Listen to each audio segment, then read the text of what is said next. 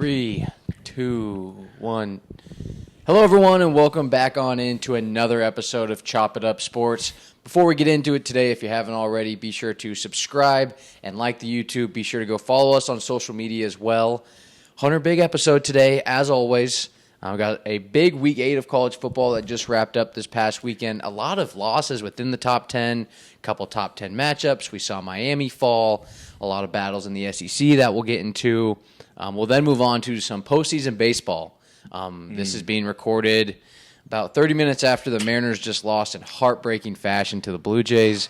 We'll go over that. We'll preview the World Series a little bit. And then we'll wrap it up with our Dude of the Week because we love it. We know you guys love it. And, so without further ado, let's get into it. Let's start on the West Coast. Let's do this. Holy War. Yes. BYU gets past Utah for the second straight year in a row.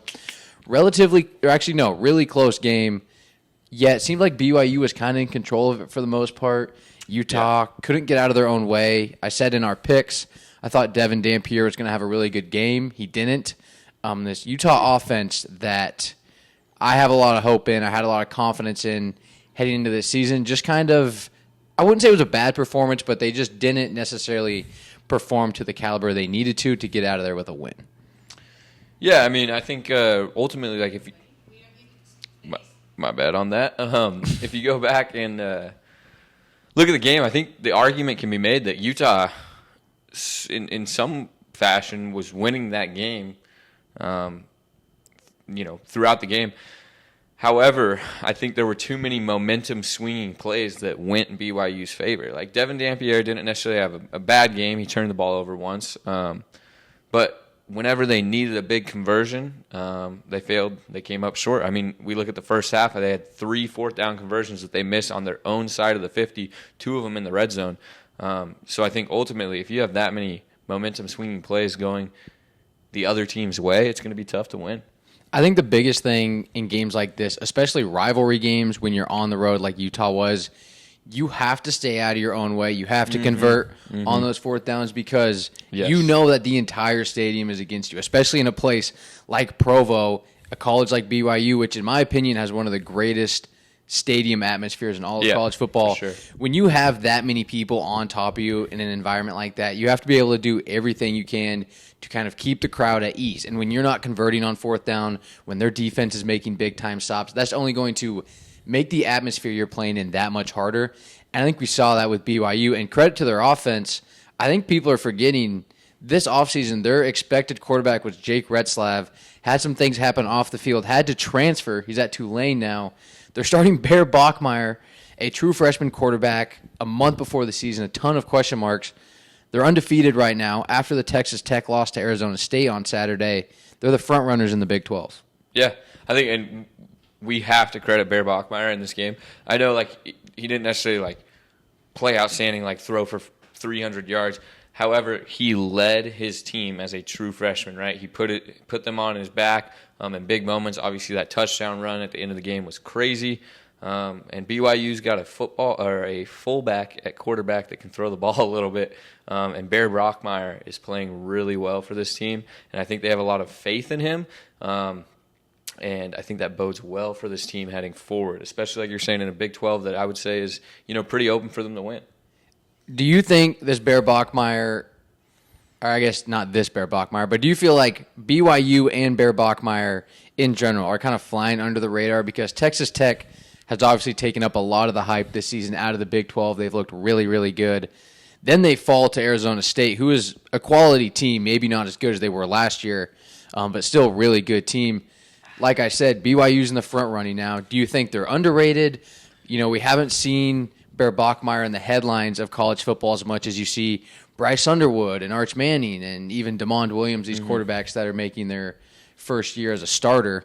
Do you feel like this team's flying under the radar a little bit? Truthfully, I have to say I think they're actually ranked properly. It's unfortunate, and I hate to be biased, but I think I have similar feelings about the ACC as I do the Big 12. Yeah. They're just a step behind the SEC and the Big 10. Not to say that they don't have teams that can go upset, a big top Big 10 team or a top SEC team. I just think overall the conference is weaker. Week in, week out, they play weaker opponents. Not necessarily, bottom of the barrel, but just weaker opponents. So I think the BYU Cougars are ranked properly. However, if they win out, they have one loss. Like, if they win out, obviously they need to be in the playoff. One loss, like, they deserve to be pushing for a playoff spot for sure. But right now I think they're ranked properly. Yeah, no, I agree. And I also think, they play Texas Tech in a couple weeks. Kind of seems like a game that will decide the fate of the Big 12, at least in the regular season. Who knows how things shake out in terms of conference championships and all that. But this kind of felt like an elimination game in terms of conference play, and even for the college football playoff, because like you said, BYU, they keep that 0 in the loss column. Utah now, 2 losses to really good teams, but anytime you have 2 losses at this point in the season, any hopes of a conference championship or the college football playoff, your back's against the wall, for sure. So, fun rivalry game. I love that we have these really intense games in the middle of the season. It really makes things interesting. And speaking of which, we had another rivalry game this weekend, USC Notre Dame. Yes. Notre Dame squeaks out the win at home. I think we split on that game in our predictions. I went Notre Dame, you went USC, I believe. Because you were riding the Maiyava train. Yeah, that's true. That's true. Early on in this game, both teams able to establish their identities very early and often. USC, a lot of success in the passing game. It was a vintage Lincoln Riley performance in the first half. Maiyava's dropping back. He's finding guys downfield, making big throws. Notre Dame, on the other hand, running the ball extremely effectively, as Marcus Freeman and this Irish offense loves to do.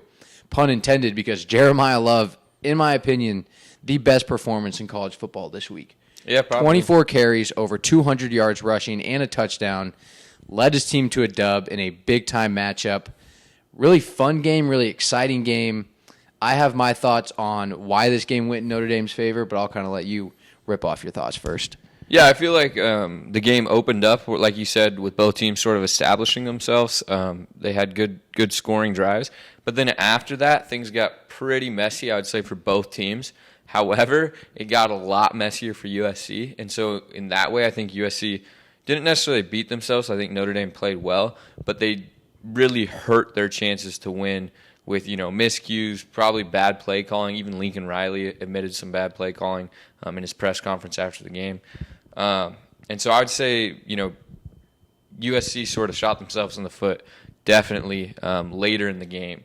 So it was sort of weird to watch, the momentum to be so high right away, and then both teams to sort of take a step back and get a little messy and not really execute at the level I would have expected them to as the game went on. Yeah, for as hot of a start as it was in that first half, things kind of started to stall out. And when you have games like this, and we even saw this in Ole Miss, Georgia, when it's just touchdown after field goal, when you get into that second half, it becomes a lot more just possessional football where you're valuing the football. You have to put points on the board. And in that second half, I'm going to run through the sequence, and this goes exactly to what you were saying about USC shooting themselves in the foot, because Notre Dame wasn't perfect either. I believe they missed a field goal. Yeah, missed a field goal, had an interception, really bad interception, by the way. Missed an extra point that would have made the game a 4-point game rather than a 3. So they were not perfect by any means. But with that being said, I'm going to read you guys through this USC sequence.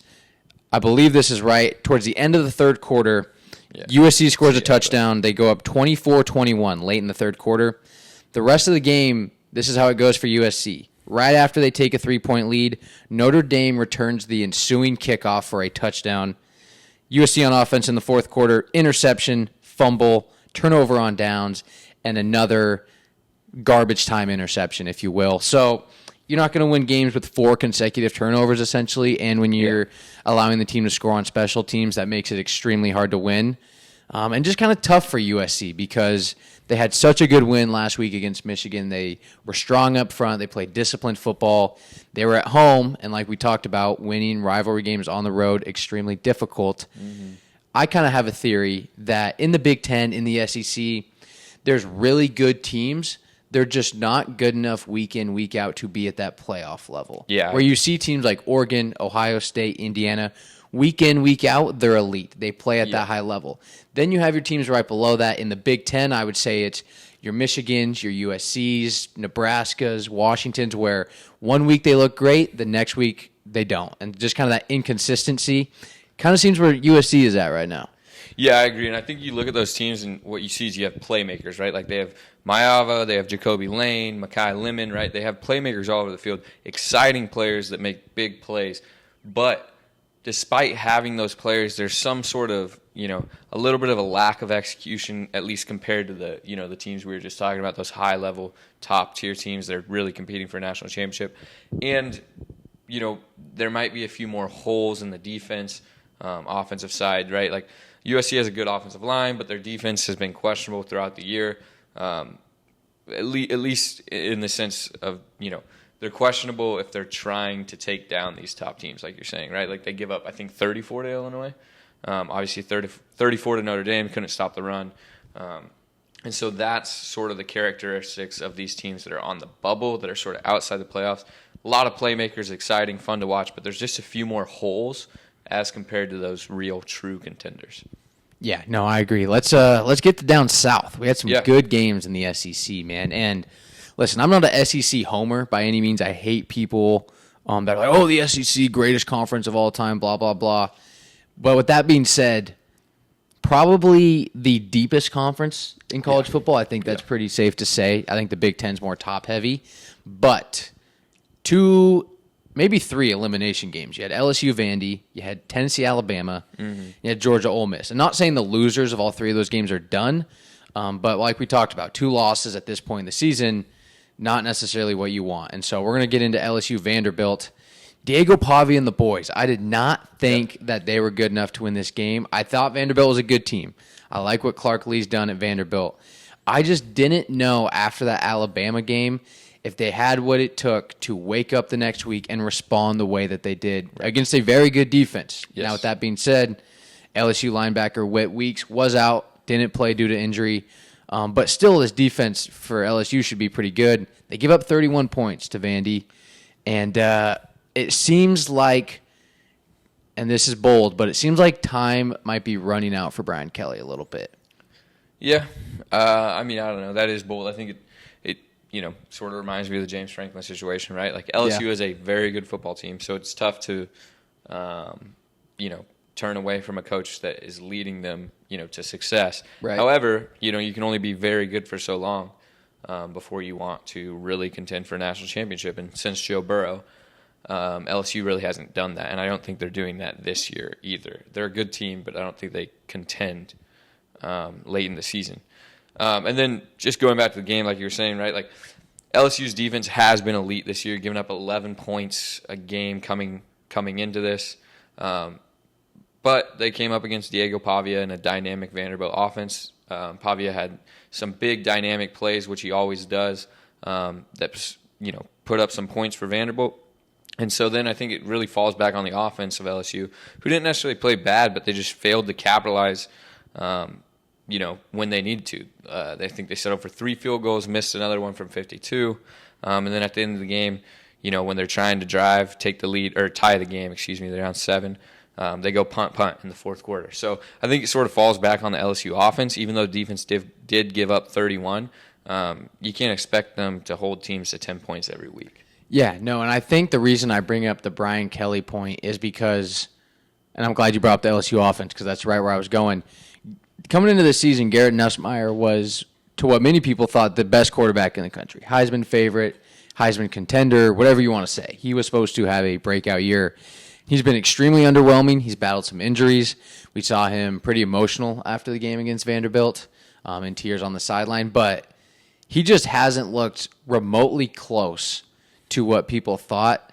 Do you think there's something behind the scenes going on? Is it the expectations were just too high? Because Brian Kelly left a very strong program in Notre Dame to come to LSU, and his reasoning was that he felt like LSU gave him a better chance to win a national championship. Since Brian Kelly's been at LSU, they've gone to a Citrus Bowl, the ReliaQuest Bowl, and the Texas Bowl. Yeah. Nowhere really close to the college football playoff, let alone a national championship. Whereas last year we just saw Notre Dame be a couple plays away from knocking off Ohio State in the national championship. So if you're LSU, if you're the administration, what do you do? Because you're kind of in that Penn State situation where, are you cool with 9-3? Are you cool with 10-2 or 10-3 in after the postseason, whatever it might be? Because at this day and age, and especially under Brian Kelly, because LSU's always kind of seemed to have this swagger about them, whether it was Saban, whether Les Miles was there, Ed Orgeron with that insane 2019 team. They've always kind of had this, dare I say, aura about this LSU Tigers team, the way they play. And with Brian Kelly, it just doesn't seem like they have that same kind of personality.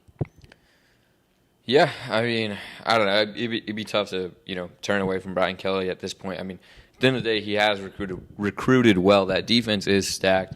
Garrett Nussmeier, I know he's not performing maybe to the standard that was expected, but he still is a solid college football quarterback.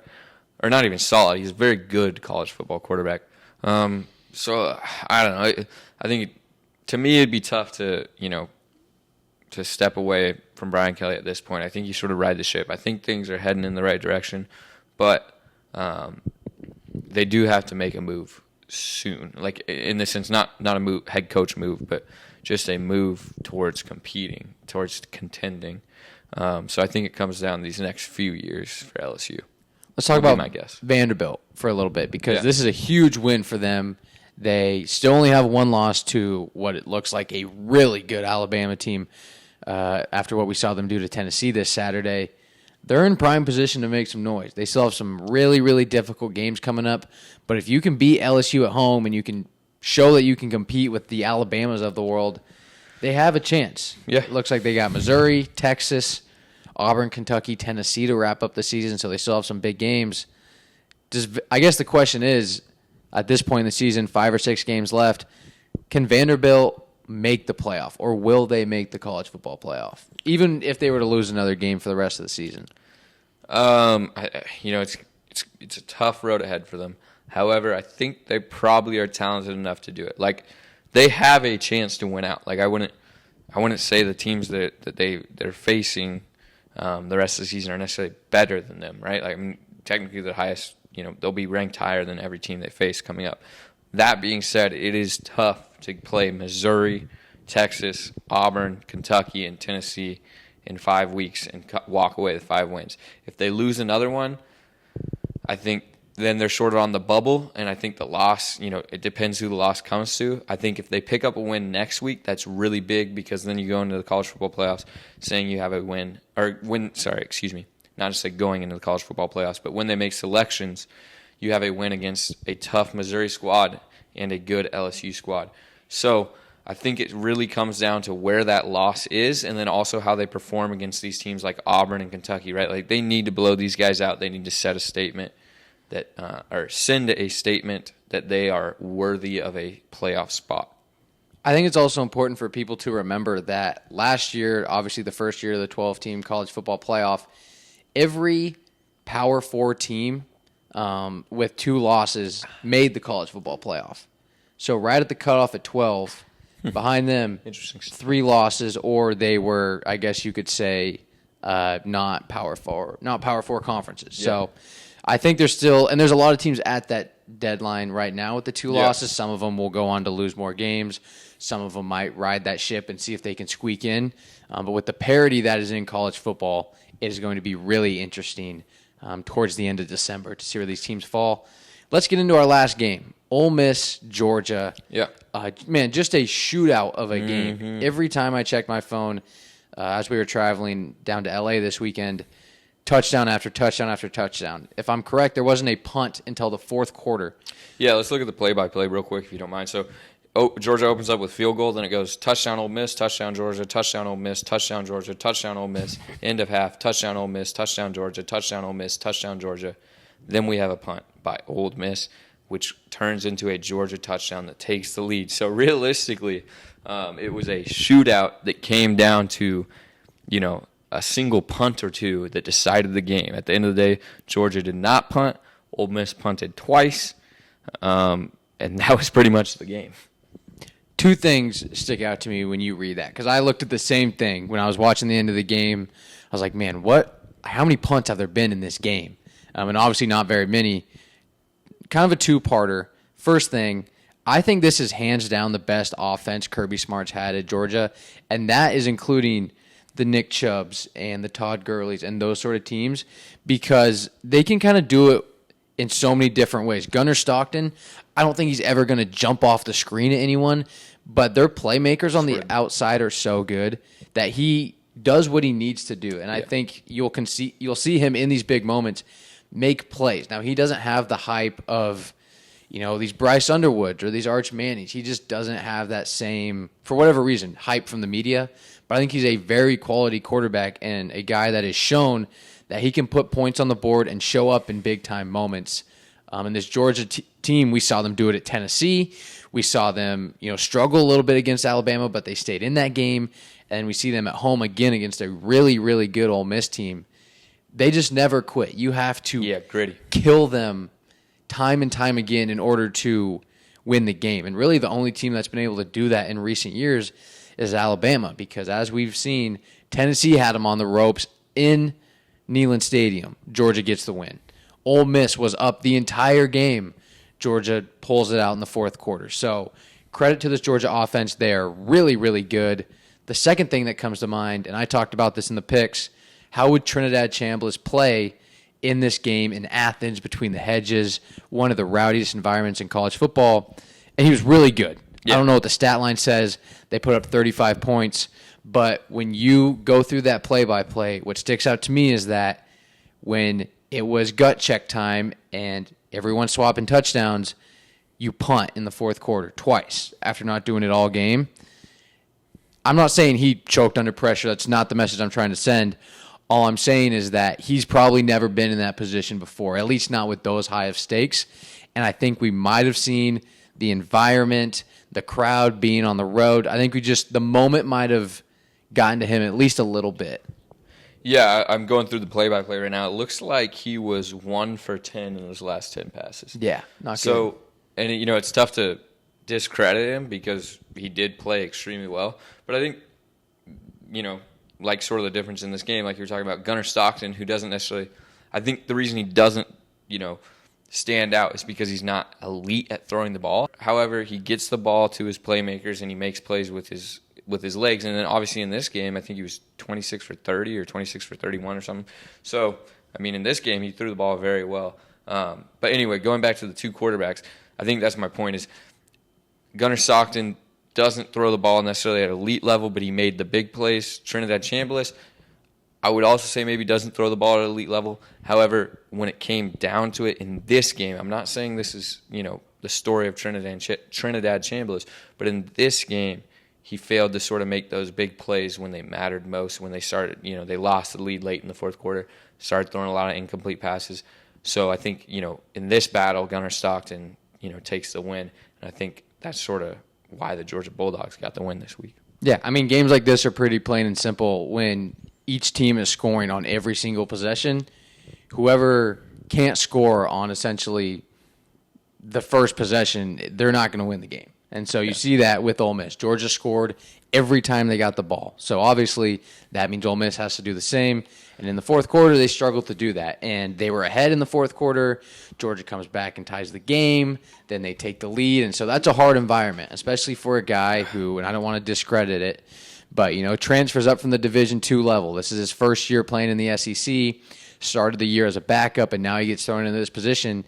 He's been really, really good, Chambliss has, but it's hard for any quarterback to win in Sanford Stadium in that environment. Yeah. And so I don't think you discredit this Ole Miss team very much.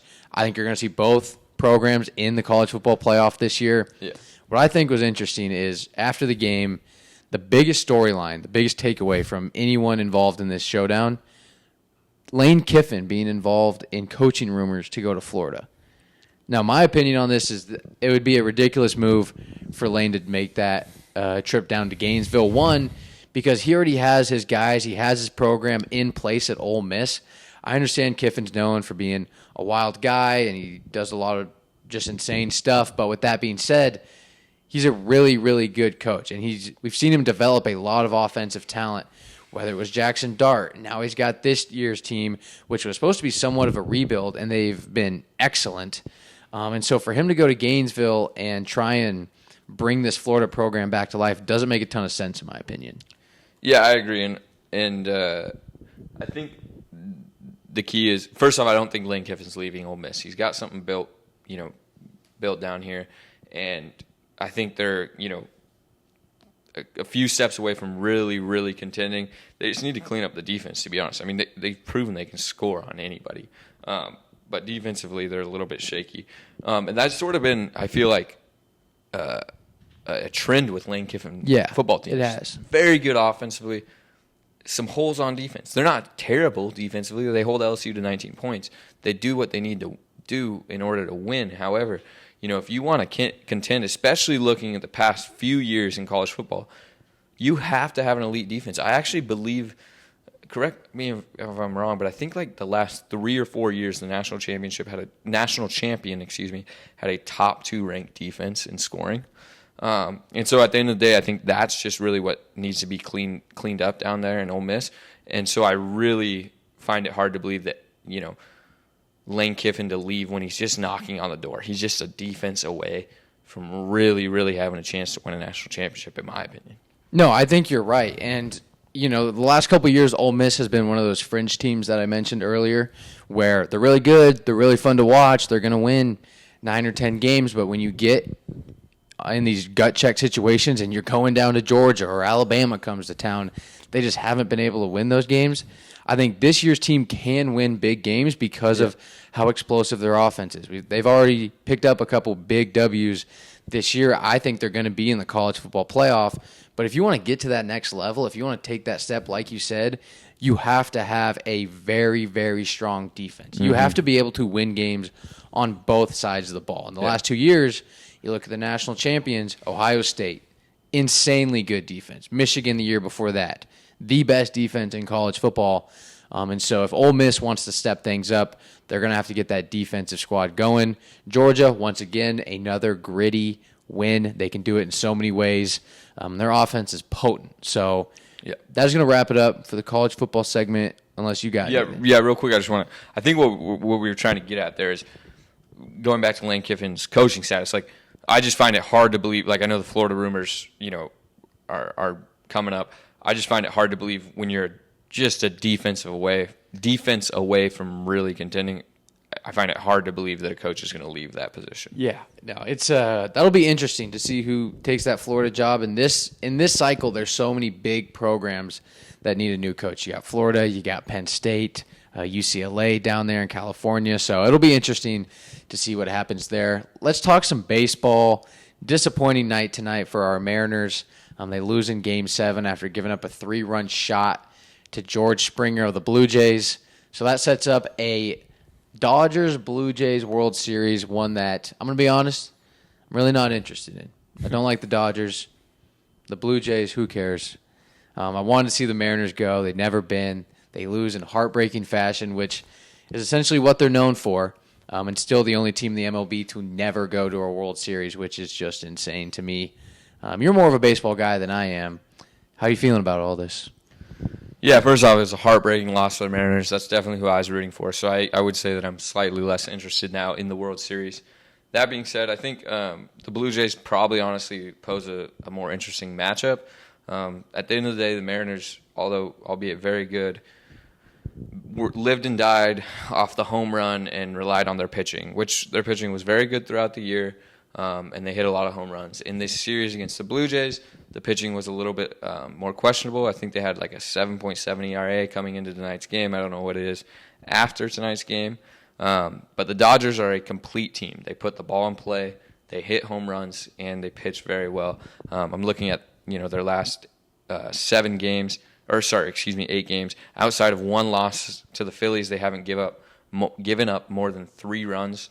So it's going to be really tough to beat this squad. However, I think the Blue Jays are probably actually a tougher matchup than the Mariners, just due to the fact that they put the ball in play more. If you rely on home runs like the Mariners did, and then you come up against tough pitching, you're more susceptible to big losses. Games where you don't put the ball out of the yard are going to be very tough to win when you're facing elite pitching like the Dodgers have.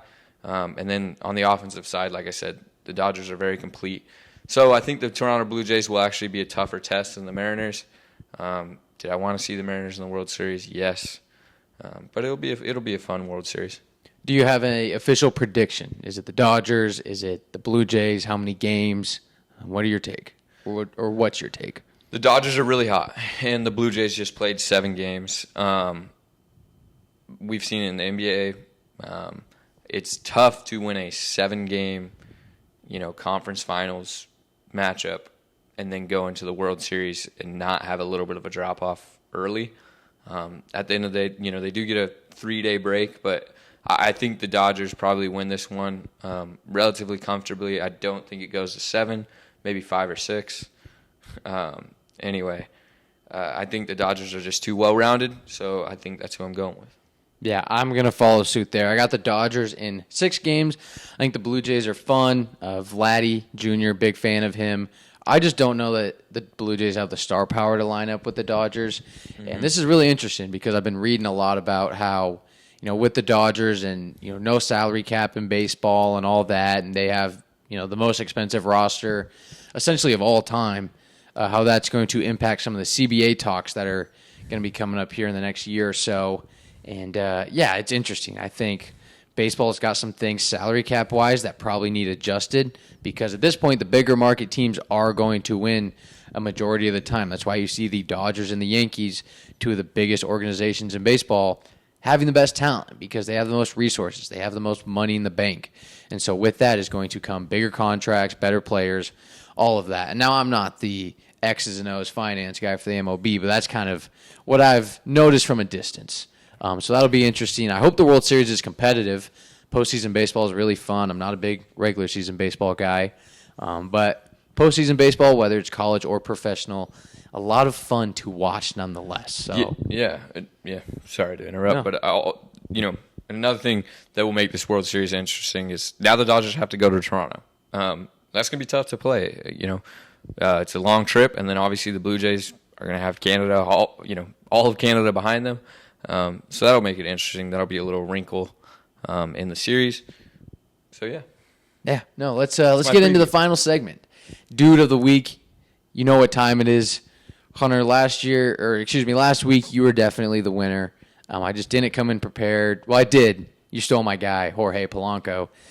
It's been an interesting week. There's been a lot going on, both in the sports world and out of the sports world. You're the reigning champ of Dude of the Week. Who do you have? Yeah.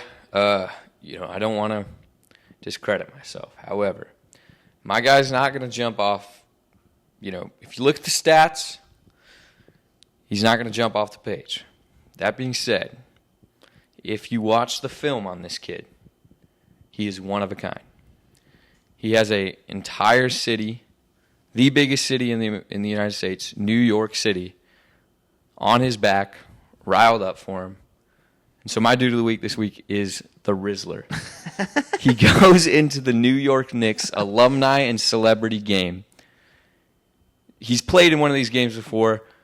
The kid struggled. Last year. First time on the court. Pressure got to him. Everybody's taller than him. He's working with what he's got, height-wise, which is tough in basketball. Starting with a disadvantage. Kid struggled to hit the rim. I'm not sure he did in the first game.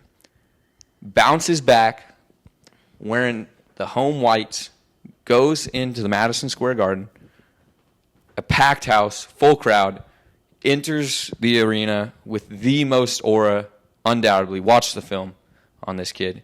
Steps up to the free throw line, not once, but twice. Took a few extra steps. That's all right. NBA doesn't call travels. And he knocks down 2 buckets back-to-back. Perfect swishes. They weren't actually, but they were beautiful shots. And so my point is, you're going to look at the stat sheet, you're going to see 4 points. But it was so much more than that. The Rizzler got New York City fired up this week. And so my dude of the week is the Rizzler. Watch the film if you haven't, dude. You will get fired up. You want to have a good day? Watch the Rizzler when you wake up in the morning. Watch his 2 buckets in MSG. My favorite part about this is, one, obviously a whole nother year of development. You're going back to Madison Square Garden for a game. The bright lights got to him last year, dude. He was only probably like 7 years old. Now he's 8, bro. He's a big dog. Yeah. He was ready for that. He's been waiting for this for the 365 days. That's my point. He scores 4 points. So what? He had the weight of the world on him this weekend, and he showed up 2 for 2, I believe. I honestly didn't watch the whole game, but I saw both of his makes. I think he was 2 for 2. And so that alone is a good reason to give him dude of the week. There will probably be guys on the New York Knicks who score less points at Madison Square Garden than the Rizzler did in that game. Exactly. Shout out the Rizzler. My dude of the week is actually dudes, plural, and I don't know their names. That seems a little. I don't know if we can count this. Can't count dudes of the week? All right. Continue. Anyway, Onward. there was a heist at the Louvre in Oh my France, gosh. and that's insane. You're picking because criminals as your dudes of the week? Yeah, I am, dude. This is something out of a movie, like Ocean's 11. Let me just read this article out of the New York Times. I'll read the headline. In just under 10 minutes, thieves stole priceless jewelry from the Louvre Museum on Sunday after using a truck-mounted ladder to break into a second-floor window. They stole 8 pieces of jewelry in broad daylight. This is at 9:30 in the morning. There's a picture of just a minivan with a ladder coming out of it into a window that they were doing construction on, smashed the window, proceeded to then, I guess, smash the glass that all the jewelries and earrings and all that stuff was in, stole a couple crowns, stole some necklaces. They stole something that Napoleon had, the old big dog Napoleon, and they still haven't been found. They robbed the Louvre in broad daylight, and I'm sure they'll be found by European law enforcement here very soon. But as of now, those guys have to be thinking, we just robbed the Louvre in the middle of the day and got away with it. That's pretty awesome. I'm thinking we're going to have to go to the playbook, the rule book, or, send it to New York, get a little, because I don't know if you're allowed to pick criminals as your dudes of the week. Come on, man. We're going to have to send this one to New York before we give you the one. All right, we'll send it to review, but nonetheless, kind of a pimp move to just walk into one of the most famous museums, buildings, whatever you want to call it, in the entire world, and just be like, oh, it's a cool crown. I wonder how hard it is to steal it. And then just you get away with it. So I hope they get found. What they did was not right. I want to say that. But nonetheless, kind of cool. So those are our Dude of the Week picks. Hunter's very wholesome, very cool. Mine, supporting the criminals. Not because I support crime, but thought it was pretty funny that you have all this stuff and it's supposed to be high security, it's supposed to be very protected, and these dudes pulled up in a minivan and a Home Depot ladder and robbed the place. So, shout out to them. That's going to wrap it up for this show. Any closing thoughts? No, not Okay. not for me. If you haven't already, subscribe, go follow us on TikTok and Instagram. We're there as well. Full episodes are out on YouTube and Spotify, and we appreciate you guys for listening. Be sure to tune in next week, and we will talk to you very soon.